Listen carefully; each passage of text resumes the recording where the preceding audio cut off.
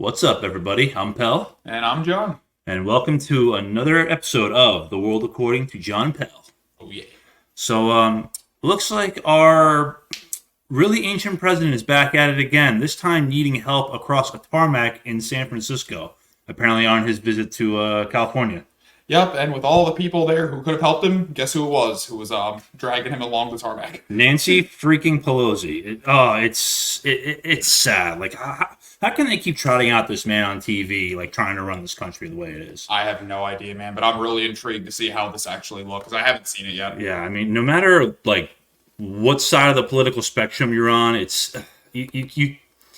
ridiculous. Like It's sad to see. it really is sad to see. It's sad to see when it's the leader of your country. Yeah, Like this is what it comes it's to. a joke, man. It is. Stepping in to protect President Biden during his visit to the Golden State, House Speaker Emeritus Nancy Pelosi holding onto the president's hand as they walk around the San Francisco. I love how the Secret Service is like on the sides of them and like behind them, but not like propping them both up because Nancy's like about the same age as Joe, if I'm not mistaken, right? She's at least 80. I think she's close to him.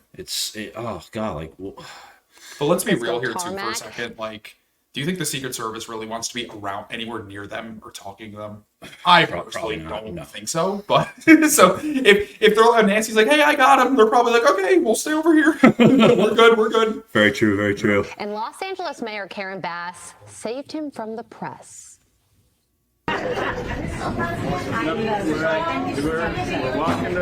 Dude, this guy looks like he's barely alive. Like, Look at him right now. It looks like the Mitch McConnell thing. Yeah, It's like that. It's literally yeah, like Mitch McConnell. he is like the leftist version of Mitch McConnell. It really is. He's a turtle. You can't even make fun of it, dude. It's sad. It's sad. It's like I wouldn't make it's like sad. But it's tough to feel sympathy for him given Oh, yeah. how bad the country is right He's now. the leader of the free world. Yeah, I know. I don't feel bad. I mean, dude, we have to have a leader in there that gets shit done. Yeah, Excuse exactly. my language, No, but you're good. To win re-election. He's going to win re-election anyway. Okay, how delusional are the people in California? Do people actually believe he's going to get reelected? they probably think the fix is in already. That's what worries me, and this would worry our viewers and the general public. She's all but saying this is rigged anyway. Yeah, basically. Do you really know? I don't really know who she is though. She's the mayor of Los Angeles. Oh, okay. It's that tells you all you get. She would have the inside scoop. So Yeah. Oh, absolutely. If anyone would have the inside scoop, it's her. Anybody in that state. he's gonna win it anyway.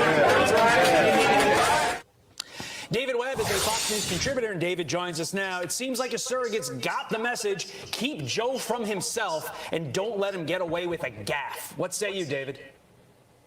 Well, I mean, at least they didn't have the Secret Service agent between Pelosi and Biden holding both their hands so neither one of them trips. I wonder who was really propping. I love how we're not the only ones that thought this exact same thing. Yeah. When I first saw that clip, that was the first thing I thought to myself. Like, Yeah. why? Like, who's going to prop up who? Yeah, exactly. Like they're the probably other leaning op- on each other. Notice something that Karen Bass said there. He's going to win anyway. So they said he's going to have a great State of the Union. But in case it doesn't work out, he's going to win anyway. But guys, we really. I watched the last State of the Union that he made, and it wasn't bad for his standards, but it sure as hell wasn't great. I actually didn't catch it, but like You didn't miss much. seriously, for the leader of the free world, it should have been a lot better. But for Biden standards, it was decent. It was. I just remember there being a lot of boos for a lot of what he said, and then the speaker at McCarthy. I don't know if he's still a speaker. Just sitting there, just like shaking his head, nodding. So he's just putting his head down. It was quite a scene. I missed the Trump State of the Unions.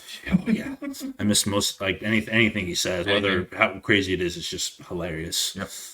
Really got to start these segments when you have this much coverage, these many points, because Biden hit all the points. We've got to start earlier. Look, he hit climate change. He's in California or Calanutty, however you want to see it, on climate change. He talked to Karen Bass. They didn't go down to Skid Row in L.A., which has been around for over 100 years and is multiples bigger now, bigger than 54 city blocks.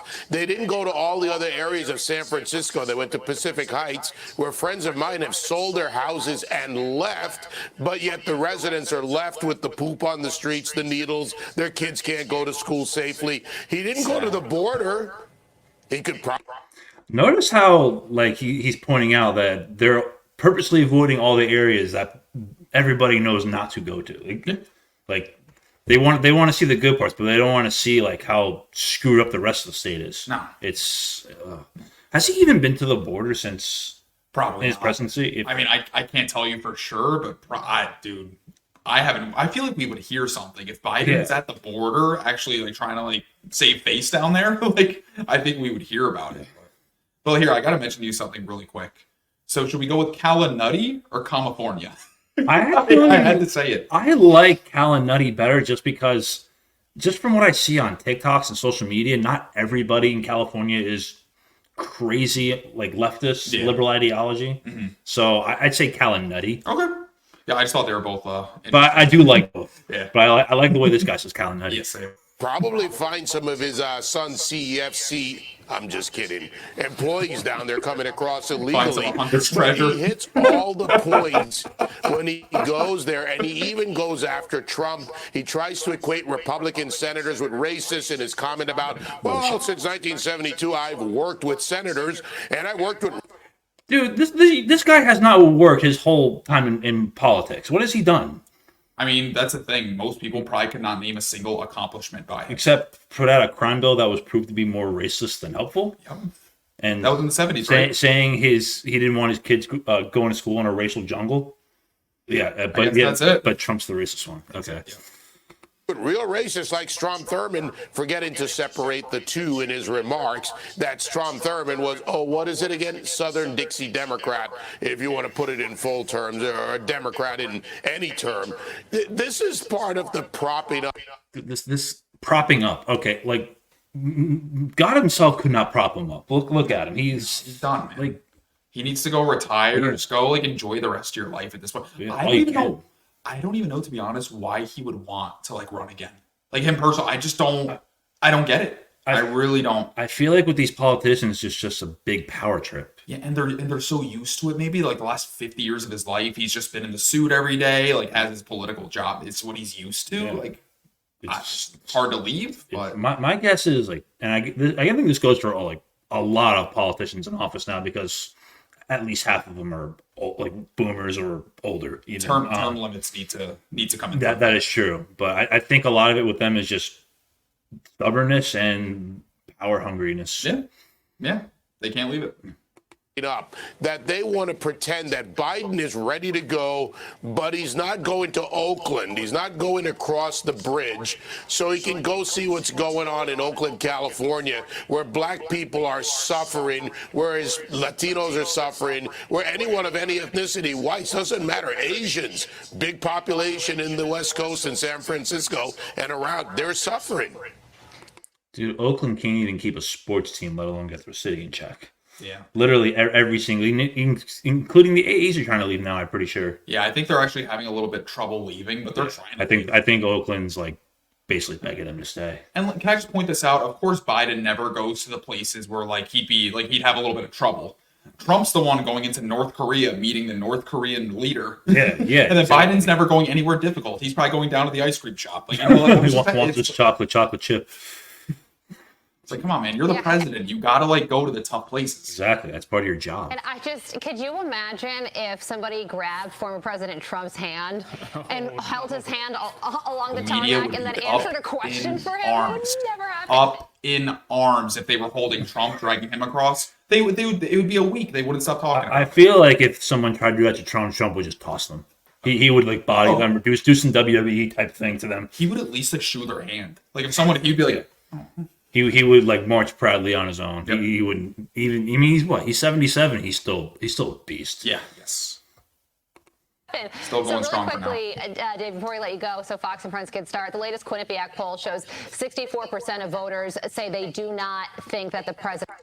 I really wonder who these 34% of people are. Like, the 64, I understand. Like, I can't, man. all right, whatever side of the political spectrum you're on, like, there's no way 34% of these people actually believe that he's mentally fit to do his job. The polls are fixed. Like, this has to be some.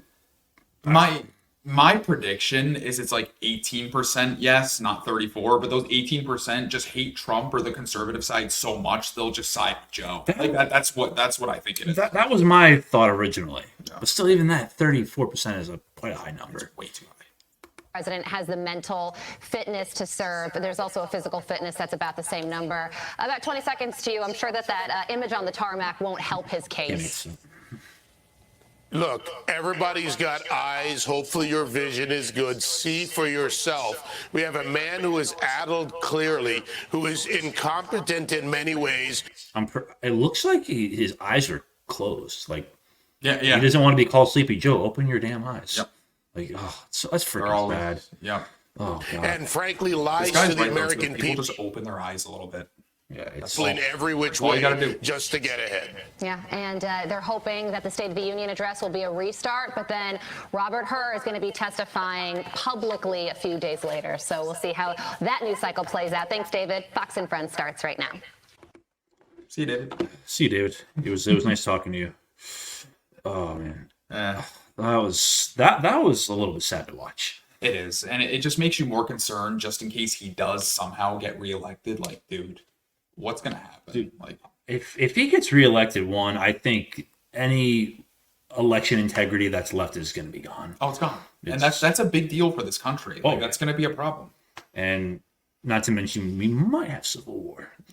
It might see we might have civil war, and then I've heard people talk about just a reset, like the book, The Great Reset. Yeah, I've heard talks of that. Like, ugh.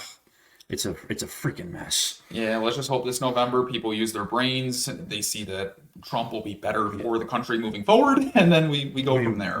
Whether you're Republican or Democrat or whatever, like, it's just how it is right now. It's you can't. Really, this guy's not fit to do his job. That's a fact at this point, I think. Yeah. But anyways, thank you for tuning in to another episode of The World According to John and Pell. If you liked us, comment, like, subscribe. Check us out on Instagram at The World According to John and Pell. And thank you all for viewing this. And have a great night. We are taking on the world one video at a time. We'll see y'all soon. Love you all. Bye-bye.